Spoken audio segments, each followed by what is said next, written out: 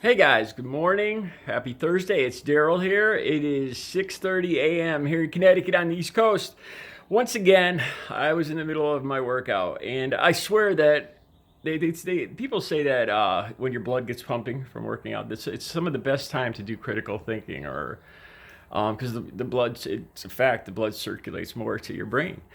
And I swear it's true because you guys see that I always interrupt my workouts. And when I get back from my bike ride, I am dying to make a video because I get these intense ideas. All right, I want to talk about dating and Trump supporters, dating all faiths, interfaith, inter-race dating.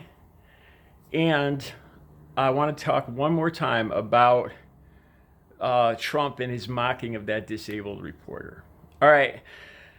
Um, as I've gotten older, I've gotten much more.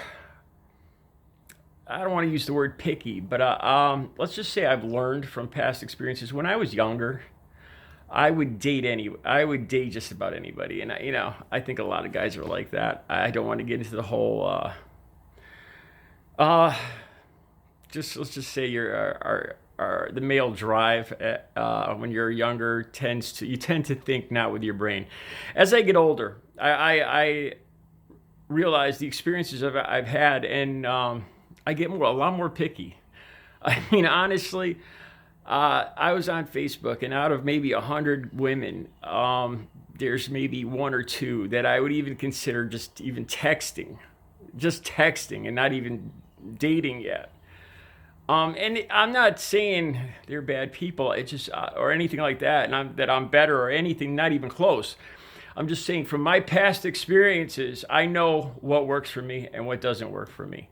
For instance, Trump supporters. Um, I won't. I will never date another Trump supporter again because it doesn't work for me. I can't respect somebody who.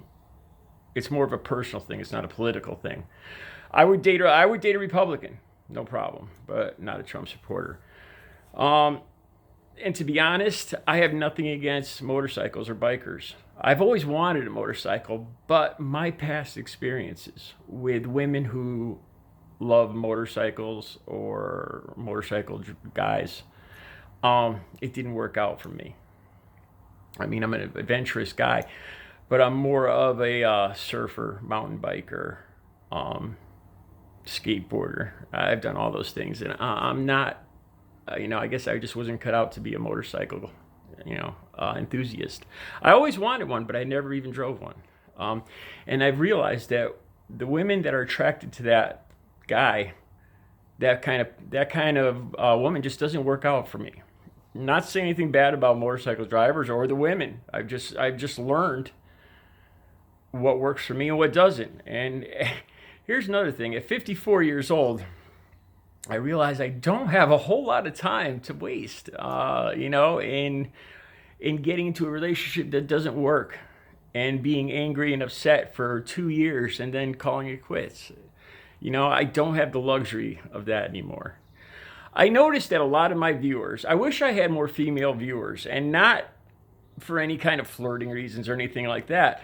But I love getting more input from more diverse groups. I wish I had more younger age viewers.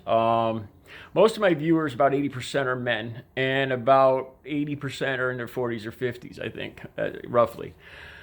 Um, okay, going back to like who I would date, I was just thinking about this, and would I date interfaith, like a Jewish woman, a Muslim woman? And yeah, I would.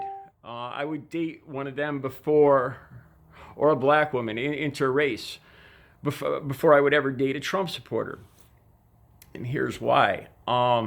If the person is true to their faith, be it Islam, be it Judaism, Christianity, Buddhism, then if they're true to their faith, it's about love. It's about God, the golden rule, treating other people like how you want to be treated, empathy, and all that.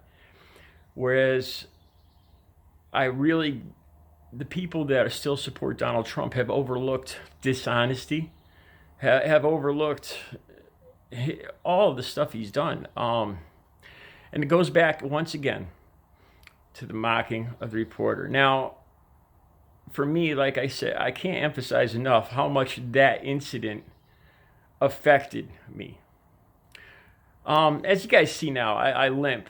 I limp even worse now because I need a hip replacement. Ever since my back operations in 2000, it was a severe, my disc was ruptured and moved up and down my spine, and I've had a bit of a limp since then for 20 years.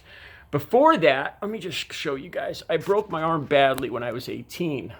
I don't know, you guys probably can't see. It's deformed. And these things, I remember every incident where people have made fun of me. I remember shooting pool, and somebody called me gimpy. Look at gimpy, try to hold the pool stick. And these were friends. I've had people make fun of the way I walk, and I'm not comparing this at all to birth defects, which is so many levels above what I'm even talking about.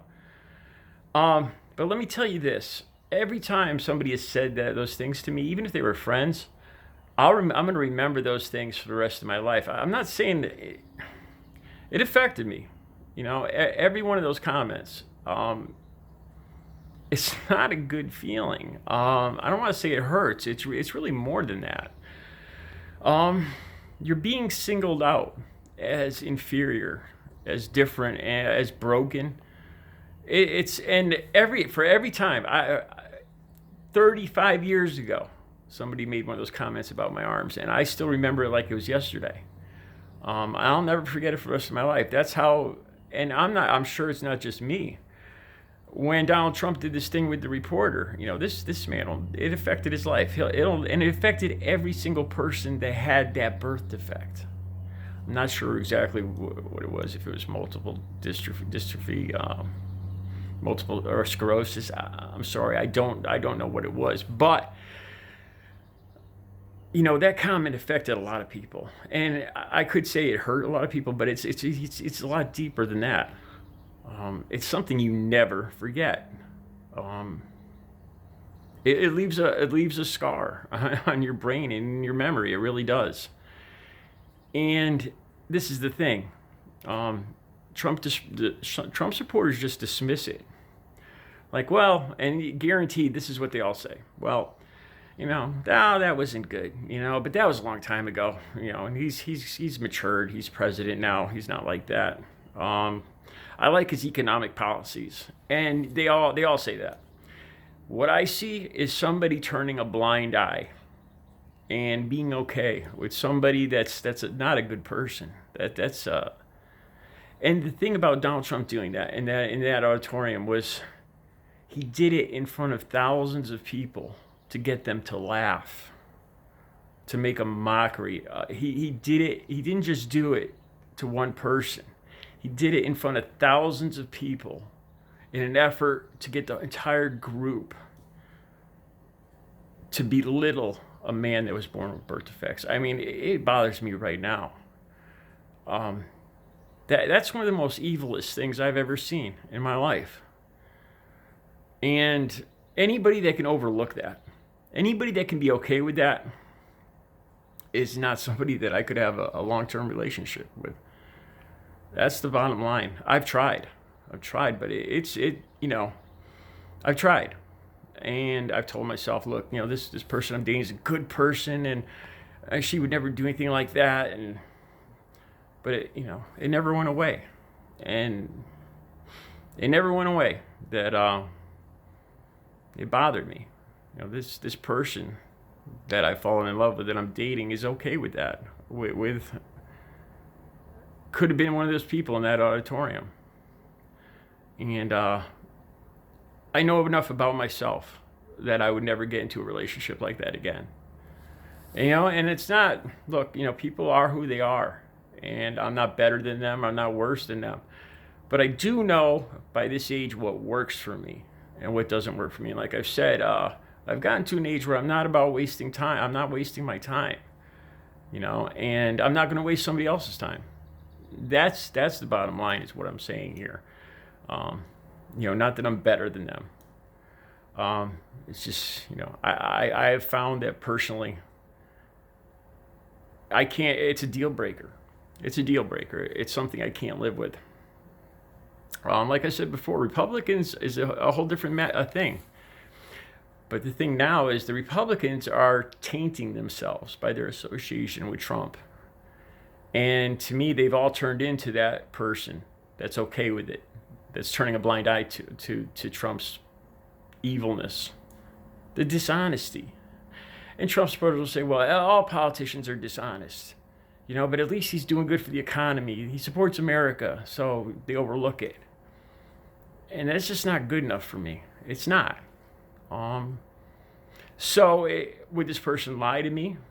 If it was to benefit the greater good, would they be dishonest with me?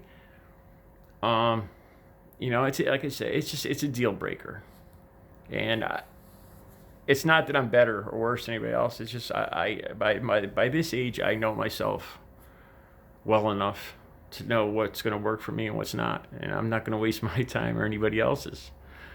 So, just some thoughts about dating a Trump supporter. All right, you guys have a good Thursday.